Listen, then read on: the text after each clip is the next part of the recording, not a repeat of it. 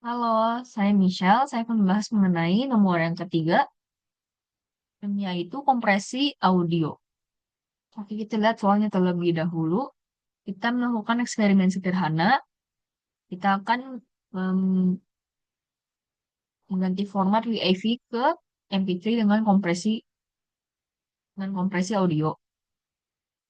Nah, kita ambil konten file WAV, terus kita kompresi, terus kita bandingkan ukuran file, spektrum frekuensi, dan visualisasi gelombang. Oke, saya sudah mengambil file WAV dari internet. Durasinya 29 detik. Udah ada di ini, deskripsinya ada di sini. Selanjutnya kita kompresi dengan Python. Nah, ini yang untuk nomor ketiga. Kita menggunakan library yang sudah disebutkan yaitu FFmpeg. Kita mengambil audio yang sudah saya download tersebut.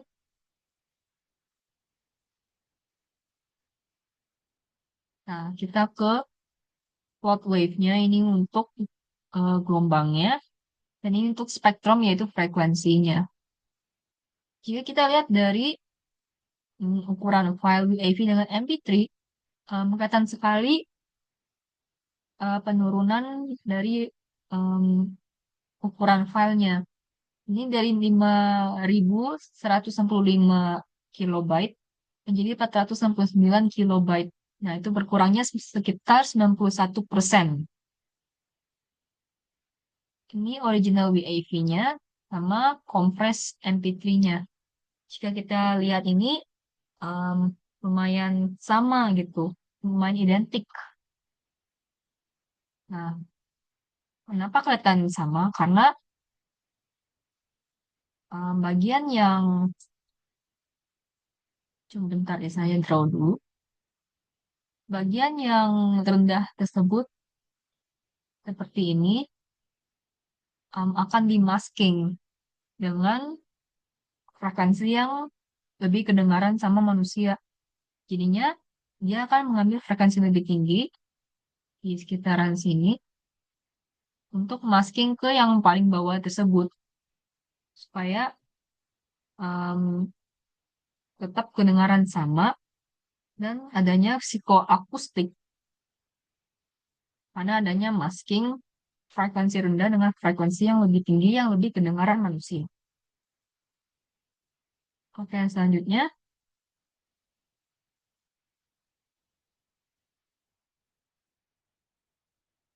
kita ke kompres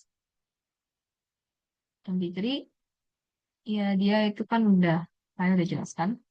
Spektrum WAV, nah ini lebih ke frekuensi dan magnitudenya. Jika kita lihat ini juga seidentik ya. Nah, dia ini lebih ke sini, lebih mementingkan suara-suara yang lebih kedengaran sama manusia, yaitu dari 20 sampai 20 ribu hmm, frekuensi untuk pendengaran manusia. Nah, dia lebih mementingkan yang bagian yang lebih kedengaran manusia, yaitu yang bagian ini, yang bagian yang lebih tinggi-tinggi ini.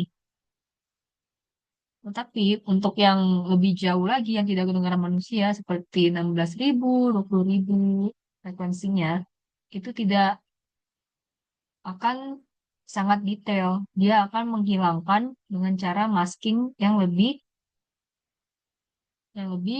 kedengaran manusia. Jika sampai ke sini, dia ini tidak mengambil detailnya lebih tinggi. Makanya dia akan masking dengan frekuensi yang lebih kedengaran manusia. Dia akan potong, ini namanya berarti atenuasi, sehingga kompresi tetap kedengaran sama, walaupun filenya lebih kecil karena adanya resiko akustik dan adanya atenuasi audio yang dilakukan untuk filenya tersebut menjadi lebih kecil sehingga dapat dikompresi dan disalurkan ke tempat yang lebih yang lain. Oke, selanjutnya kita ke bagian yang langkah-langkah encoding dan decoding untuk nomor ketiga. Nah, kita akan mulai dari PCM, yaitu sinyal yang sinyal audio digital yang masih mentah.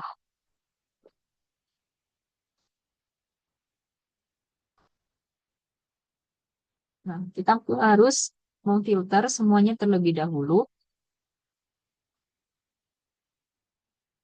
menjadi perbagian pita frekuensi. Jadi ini sinyalnya akan menjadi berbagai pita frekuensi.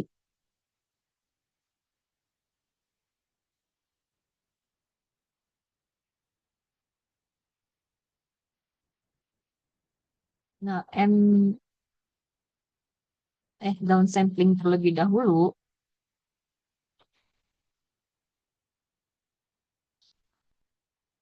dia ini akan menyesuaikan frekuensi di pita frekuensi antara frekuensi tinggi dengan frekuensi yang rendah. Karena frekuensi rendah itu lebih padat daripada yang frekuensi tinggi.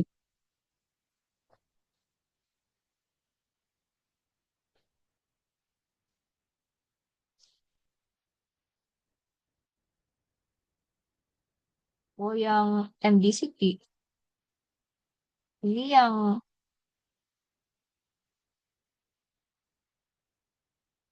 encoding secara kosin ini, dia mengubah sinyal yang ada waktunya ini menjadi frekuensi.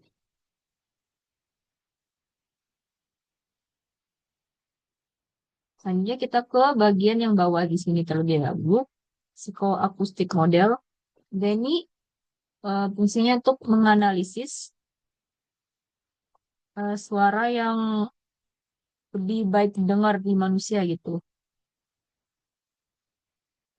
Karena mungkin yang ada suara yang frekuensinya tinggi sekali, seperti melebihi 20.000 Hz. Jadinya em, akan dikasih tahu informasinya bahwa ini suara manusia yang nggak bisa dengar. Itu yang di bawah 20 Hz. Sekarang kita lanjut ke allocation bits. Allocation bits ini dia mengalokasikan bit yang lebih diperlukan untuk pendengaran manusia. Jadinya yang frekuensi 20.000 sampai 20.000 Hz ini akan lebih dibanyakin bit-bitnya gitu. Kalau yang suara yang nggak bisa didengar manusia dikurangin, dialokasikannya bitnya.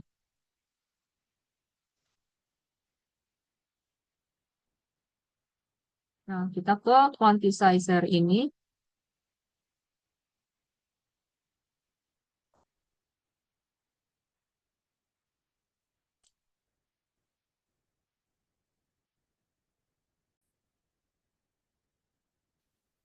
Sebelum ke quantizer, saya akan menjelaskan yang scalar terlebih dahulu. Jadi, scalar ini dia dia berfungsi untuk menyesuaikan amplitudo di setiap pita frekuensi.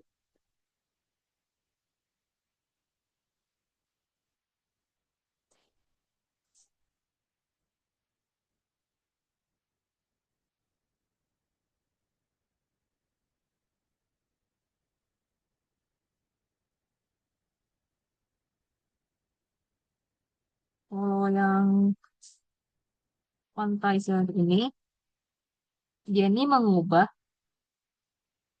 setiap nilai float yang ada di pita frekuensi akan menjadi integer. Nah, makanya ini akan terjadinya kompresi lossy. Karena kan ini float ada koma-komaannya, jadinya diubah ke yang lebih rendah daripada yang ada komanya. Makanya ada informasi yang hilang. Begitu juga dari all allocations of bits di sini, kan disesuaikan bit-bitnya gitu. Jadinya pasti adanya informasi yang hilang dari psychoacoustic model ini.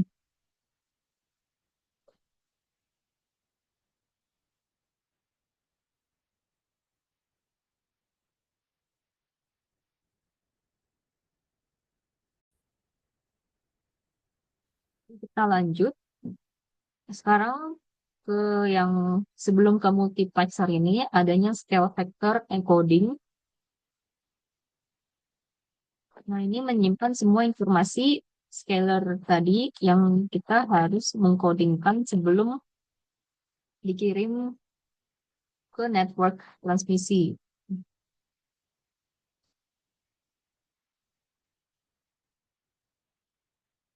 Sekarang untuk code assignment.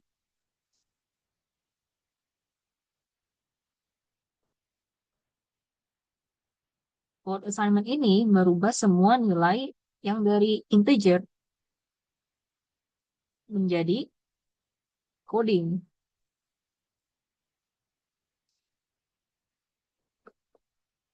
Kayak kayak biner 10 10 10 gitu ya. Nah, yang 1010 itu merupakan Huffman encoder. Jadi dia itu menghitung per banyak frekuensi tiap kita frekuensi yang ada. Jadinya ini kompresinya kompresi entropi yang lossless.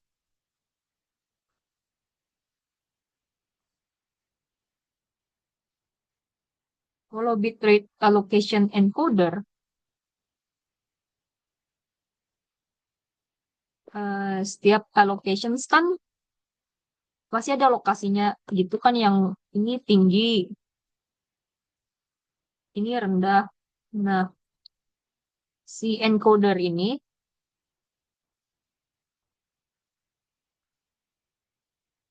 hmm, si encoder ini dia menunjukkan letak di mana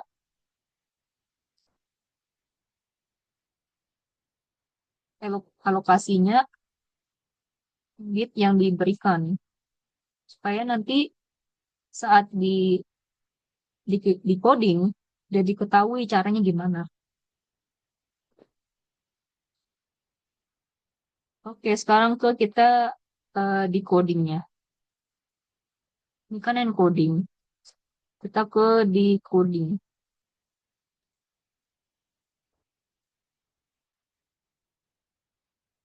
Oh ya, sebelum itu kan setiap scale vector coding,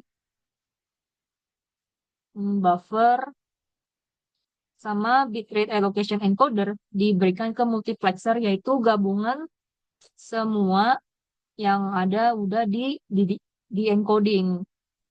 Buffer itu menyimpan semua Huffman encoding yang sudah dilakukan.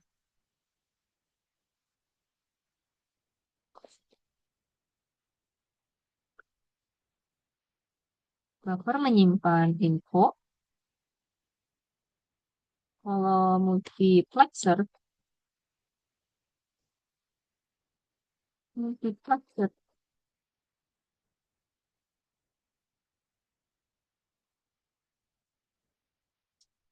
kita ke decodingnya sekarang. Kan ini ada di multiplexer, yang berarti eh, informasi encoding itu semua dipisah.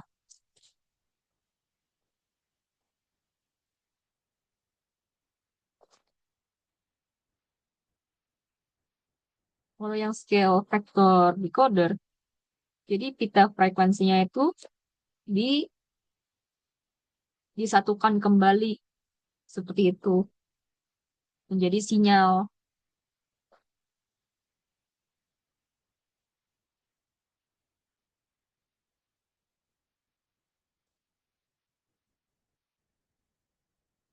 Nah, kalau quantized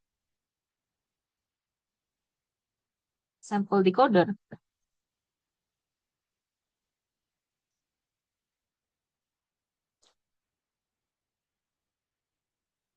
dia ini akan decoding hasil-hasil yang dari integer ini.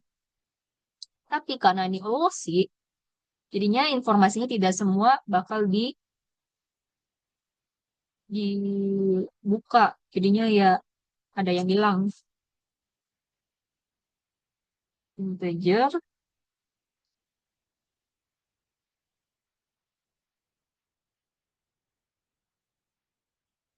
integer ke sinyal.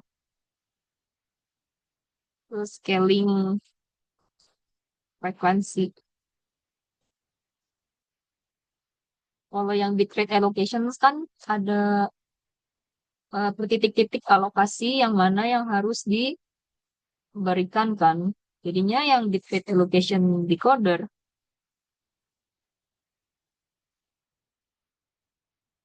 dia itu mengembalikan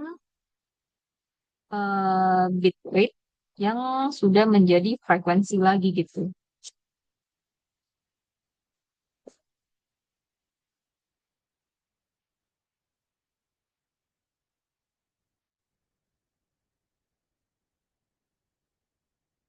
Yang ini sesuai alokasinya. Kita sekarang ke dequantizer.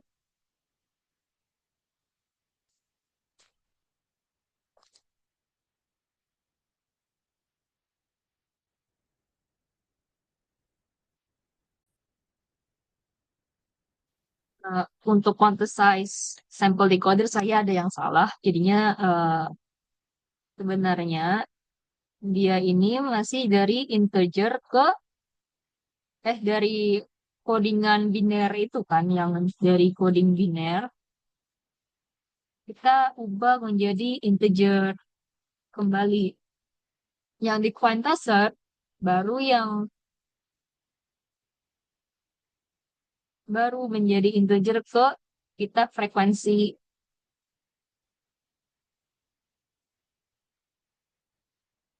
seperti itu. Tapi karena ini udah dari float ke integer, jadinya kan pasti banyak yang hilang. Jadinya saat ke decoding, semua info yang detail-detail itu pasti ada yang hilang. Jadi ini namanya ada yang lossy. Sekarang kita ke inverse scalar. Yang inverse scalar, dia ini mengubah yang kita frekuensi yang banyak seperti ini menjadi sinyal.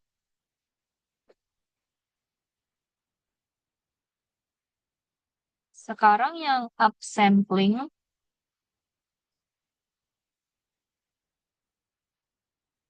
sama sintesis Bang.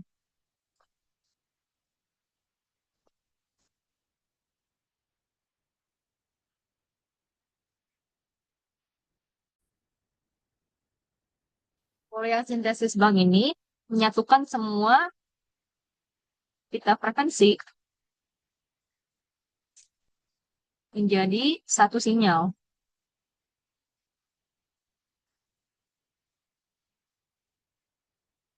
Kalau yang upsampling itu mengembalikan laju tiap pita frekuensi menjadi satu.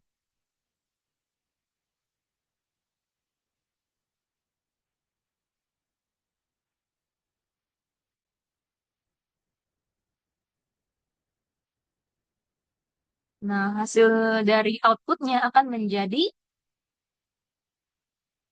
MP3.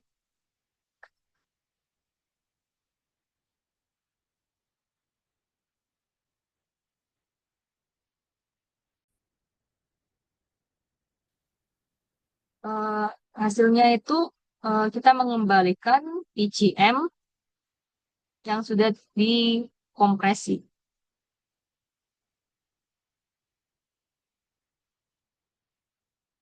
menjadi eh, size filenya yang lebih kecil seperti itu. Segitu saja untuk nomor yang ketiga. Terima kasih.